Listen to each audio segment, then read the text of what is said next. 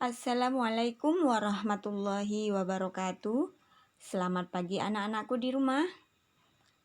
Apa kabar kalian semua? Semoga kalian selalu sehat dan tetap semangat mengikuti pembelajaran hari ini, sama seperti teman kalian yang lagi PTM di sekolah. Selalu semangat ya anak-anakku, meskipun harus bergantian ketemu dengan ustazah. Sekarang giliran sip 2 di sekolah, sip 1 belajar di rumah. Hari ini hari Senin tanggal 26 Oktober 2020, masih belajar tematik tema 4, subtema 3, pembelajaran 1 dan 2. Tentunya bersama saya Ustazah Yuni. Silakan dipersiapkan buku tema 4, buku pulpena 4B, buku tulis serta alat tulis kalian. Siap-siap untuk mencatat hal-hal yang penting dan perlu diingat oleh kalian. Oke, kalau sudah, kita buka pembelajaran hari ini dengan bersama-sama membaca basmalah. Bismillahirrahmanirrahim. Kita mulai dengan pembelajaran 1. Nah, apakah kalian tahu seorang pendongeng? Ya, pendongeng adalah orang yang menyampaikan dongeng kepada orang lain. Mendongeng adalah pekerjaan orang tua Sari. Sari itu adalah temanku. Apa pekerjaan orang tua kalian? Nah, itu yang akan dibahas pada pembelajaran 1. Apa itu dongeng?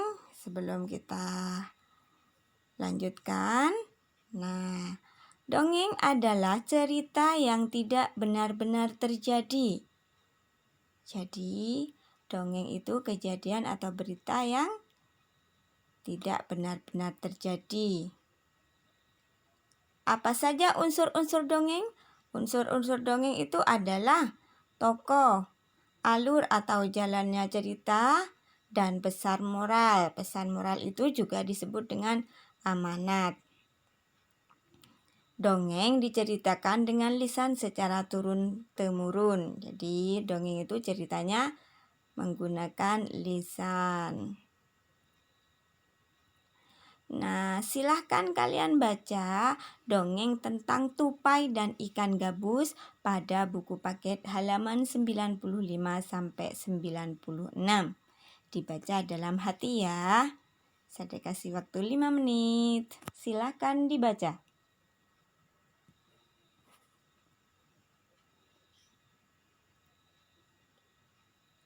Dalam dongeng tupai dan ikan gabus, setelah kalian baca, unsur-unsur yang terdapat dalam cerita tersebut adalah: yang pertama judulnya, judul dari dongeng itu apa? Tupai dan ikan gabus. Tokohnya siapa saja? Tupai, ikan gabus, dan ikan hiu. Unsur selanjutnya tempat. Tempatnya di Kalimantan Barat. Awal cerita, tupai bertemu dengan ikan gabus. Nah, sedangkan sifat tokoh, tupai merupakan sifatnya suka menolong. Sedangkan ikan gabus itu bersifat penyabar. Ikan hiu bersifat tidak mudah menyerah. Unsur selanjutnya, pesan moral yang ada dalam dongeng, saling tolong-menolong dengan sesama. Jadi kalau kalian di kelas saling tolong-menolong dalam piket, bukan dalam ulangan ya. Oke. Unsur selanjutnya yaitu akhir cerita ikan gabus sehat kembali. Nah, itulah unsur-unsur yang ada dalam cerita dalam dongeng tupai dan ikan gabus. Selanjutnya, tahukah kalian dalam bercerita, pendongeng sering menggunakan wayang yang terbuat dari kayu? Wayang tersebut dibuat oleh pengrajin kayu. Ayo kita cari tahu lebih lanjut tentang pekerjaan pengrajin kayu. Kayu itu sumber daya alamnya dari apa? Ya, dari pohon. Ayo berdiskusi. Dayu mempunyai teman yang bernama Beno. Pekerjaan ayahnya adalah pengrajin kayu. Mau tahu apa saja yang dilakukan oleh pengrajin kayu? Silakan dibaca cerita pada halaman 98. Pekerjaan ayahku adalah pengrajin kayu. Ayahku membuat meja dan kursi. Untuk menghasilkan kursi, awalnya ayahku membeli kayu, memotongnya, membentuk menjadi kursi, menghaluskan, lalu mengecatnya. Waktu yang dihabiskan untuk membuat kursi kurang lebih 1 minggu. Ayahku membuat meja dan kursi yang dibuat ke toko mebel.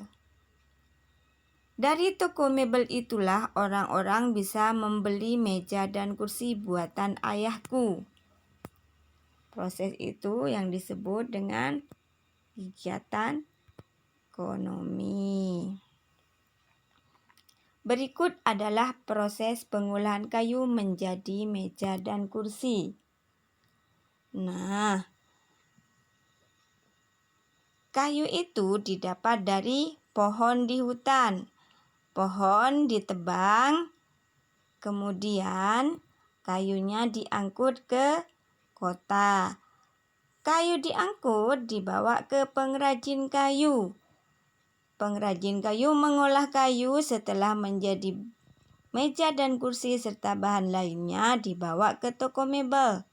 Dari toko mebel dibeli oleh pembeli. Jadi kita membeli bahan-bahan itu dari toko mebel. Nah,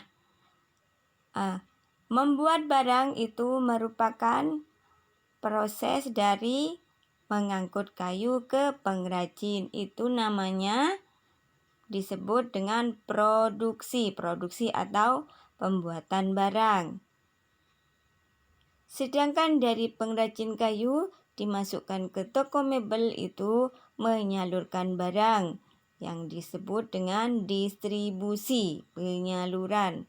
Dan yang terakhir itu menggunakan barang.